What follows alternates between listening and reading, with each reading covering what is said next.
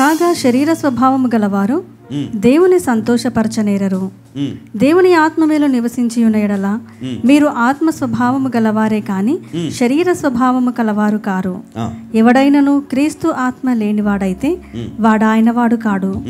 క్రీస్తు మీలోనున్న ఎడల మీ శరీరము పాప విషయమై మృతమైనది కాని మీ ఆత్మ నీతి విషయమై జీవము కలిగి ఉన్నది. చాలమ్మా చూడండి, ఇక్కడ కాగా శరీర స్వభావము గలవారు దేవుని సంతోషపరచలేరు. శరీర స్వభావము గలవారు ఎవరు? చూడండి కింద వచనములో, దేవుని ఆత్మ మీలో నివసించి ఉన్న ఎడల మీరు ఆత్మ స్వభావం గలవారే కానీ శరీర స్వభావం గలవారు కారు. ఎవడైనను క్రీస్తు ఆత్మ లేనివాడైతే వాడైన వాడు కాదు. హల్లెలూయా. క్రీస్తు మీలో ఉన్న ఎడల మీ శరీరము పాప విషయమై మృతమైనది. హల్లెలూయా. క్రీస్తు మీలో ఉన్న ఎడల అంటే దేవుని చిత్తాన్ని మీరు జరిగించిన వారైతే దేవుడు మీతో ఉంటాడు, మీలో ఉంటాడు. మీరు మరి ఈ పాప విషయాలు ఏమంట, మీ శరీర పాప విషయమై మృతమై ఉన్నారు. హల్లెలూయా. అంటే దేవుడు ఏం చేస్తాడు? మేము లోపటి నుండి మిమ్మల్ని పరిశుద్ధపరుస్తూ ఉన్నాడు. దేవుని చిత్తాన్ని నెరవేర్చేవారు ఏది చేసినా వారు మంచి చేస్తారు. ఇతరులకు హాని చేయరు, ఇతరులకు అన్యాయం చేయరు, ఇతరులకు మోసము చేయరు. వారు దేవుని కోసము ఇతరులకు మంచి చేయడానికి చూస్తారు కదా. వారి గురించి చెడు చెప్పరు, వారి గురించి సాడీలు చెప్పరు, వారి గురించి అబద్ధాలు చెప్పరు, వారి గురించి అలాంటి వారు వారి క్రియలను బట్టి వారు శాపాన్ని తెచ్చుకుంటారు. కానీ ఎవరైతే దేవుని చిత్తాన్ని అనుసరించి ఇతరులకు దీవెనకరంగా ఉంటారో వారు ఆశీర్వదించబడుతూ ఉంటారు. హల్లెలూయా. బ్లెస్ అవుతూనే ఉంటారు, పిల్లలు ఆశీర్వదించబడుతూనే ఉంటారు అద్భుతంగా. వారి ఉద్యోగ విషయంలో, చదువు విషయంలో, మరి కుటుంబంలో, మరి వ్యాపారంలో, అన్నిటిలోనూ వీరు దీవించబడుతూ ఉంటారు. ఎలా దీవించబడతారు? దేవుని యొక్క మాట ద్వారా.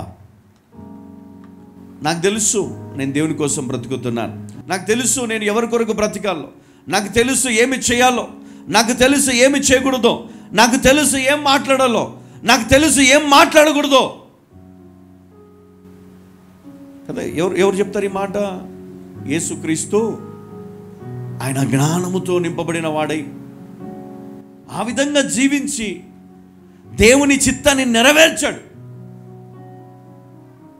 శరీరము ద్వారా కదా. ఆయన పాపము చేయలేదు. ఎందుకు చేయలేదు? ఆయన శరీరము పాప విషయమై మృతము. ఎందుకంటే దేవుడు ఆయనను పరిశుద్ధపరిచాడు. పరిశుద్ధపరిచి పరిశుద్ధాత్మతో ఆయన నింపి ఆ పరిశుద్ధమైన శరీరము, ఆ పరిశుద్ధమైన రక్తము మన పాపములను తుడిచివేయడానికి అది అర్హత కలిగి ఉన్నదని దేవుడు ఆయనను మన కొరకు వధించి మన పాపములను ఆయన కొట్టివేశాడు. ఇప్పుడు నువ్వు నీతిమంతుడవు కాబట్టి నువ్వు ఇప్పుడు ఎలా జీవించాలి అంటే నీతిమంతునిగా బ్రతకాల. అప్పుడు దేవుడు నీ తరతరములను కూడా ఆయన కాపాడుతాడు. హల్లెలూయా, హల్లెలూయా. అప్పుడు నువ్వు ఏం చేస్తావు? దేవుని సంతోషపరచగలుగుతావు. ఎందుకు? శరీర స్వభావం గలవారు దేవుని సంతోషపరచలేరు కాబట్టి శరీర స్వభావమును విడిచి ఇదిగో దేవుని ఆత్మ మూలముగా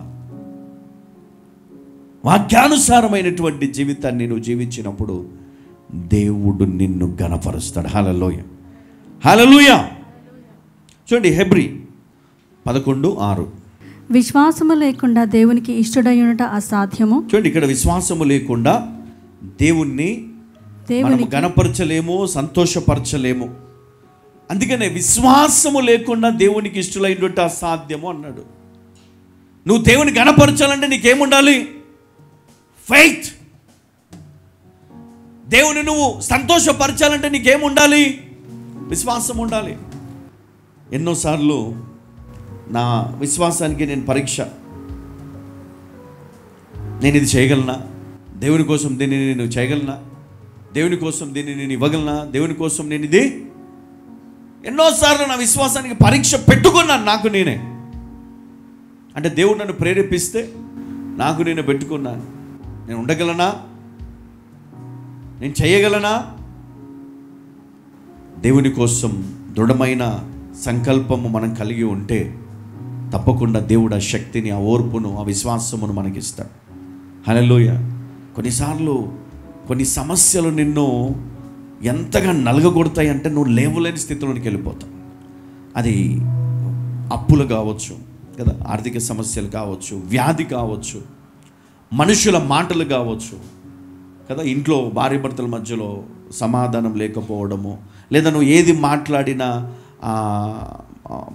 అవతల నుంచి నీకు దానికి తప్పుగా రిసీవ్ చేసుకొని అది నీకు మళ్ళీ రావడము, ఆ సమస్య తీరకపోగా ఆ సమస్య పెరిగిపోవడము కదా, మాటకు మాట పెరిగి పెరిగి పెరిగి సమాధాన పడకుండా ఇంకా పెద్దగా అయిపోయి ఇంకా పెద్దగా రోజు కొట్లాట. కొంతమందిని మనం చూస్తే ఏంటంటే పొద్దునంతా బాగుంటారు, సాయంత్రం కాగానే పెద్ద కొట్లాటలు, చప్పుడు వినపడతా ఉంటాయి, అల్లర్లు, అమ్మో డిష్యూమ్ డిష్యూమ్. తీరా చూస్తే ఏముంది, తర్వాత మళ్ళీ మంచిగానే ఉంటారు వాళ్ళు, నవ్వుకుంటా. పక్కన వాళ్ళంతా పిచ్చోళ్ళు అయిపోతారు. ఏమరా నాయన ఇది. కొన్ని అర్థం కావు కొన్ని పరిస్థితులు మన జీవితంలో, నలిగిపోతూ ఉంటాం. అందులోంచి బయటికి రావాలా. బయటికి రావాలి అంటే దేవుని ప్రార్థించే హృదయం నీకు ఉండాలి. ఇంట్లో సమస్యలు ఉన్నాయి, ఇంట్లో అప్పులు ఉన్నాయి, ఇంట్లో అనేకమైనటువంటి అవసరతలు ఉన్నాయి, పిల్లలకి ఎగ్జామ్స్ ఉన్నాయి, ఇదిగో ఇంటర్వ్యూ ఉంది, ఇలాంటివి ఎన్నో ఉన్నప్పుడు నువ్వు ఏమి చేయాలి? తల్లిగా, ఒక భార్యగా, భర్త వినడు, భర్త ప్రార్థన చేయట్లేదు, నువ్వేం చేయాలి? ప్రార్థించు, మొరపెట్టు, దేవునికి సమయాన్ని ఇవ్వు, కన్నీటి ప్రార్థన చెయ్యు, ఉపవాస ప్రార్థన చెయ్యు, దేవుని దగ్గర మొరపెట్టు, దేవుడు వింటాడు. కొన్నిసార్లు పరిస్థితులు మారాలంటే నువ్వు సమయం ఇవ్వాలి దేవునికి.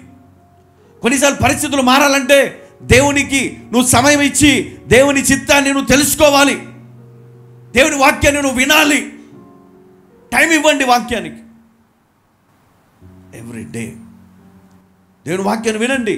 దేవుడు బోధిస్తాడు, దేవుడు నిన్ను బలపరుస్తాడు, దేవుని పరిస్థితిని మారుస్తాడు. అందుకనే విశ్వాసము లేకుండా దేవునికి ఇష్టం అసాధ్యము. దేవా, ఇదిగో నేను ప్రార్థిస్తున్నాను, నువ్వు ఈ యొక్క పరిస్థితిని మారుస్తావని నమ్ముతున్నాను, నా పిల్లలకు ఉద్యోగం ఇస్తావని నమ్ముతున్నాను, వారు పాస్ అవుతారని నమ్ముతున్నాను, నా భర్త మారుతాడని నమ్ముతున్నాను, ఇదిగో ఈ యొక్క ఇబ్బందుల నుంచి నేను బయటకు వస్తాను నమ్ముతున్నాను.